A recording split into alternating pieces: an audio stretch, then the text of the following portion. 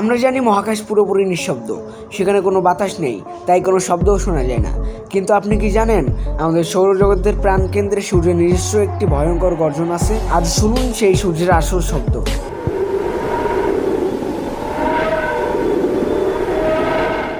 বিজ্ঞানীরা সূর্যের অভ্যন্তরে প্লাজমা এবং গ্যাসের কম্পনের শ্রবণযোগ্য শব্দে রূপান্তর করেছে। সূর্য একটি বিশাল গ্যাসীয় পিণ্ড, যেখানে প্রতি সেকেন্ডে লক্ষ লক্ষ হাইড্রোজেন বোমার সমান শক্তি উৎপন্ন হচ্ছে।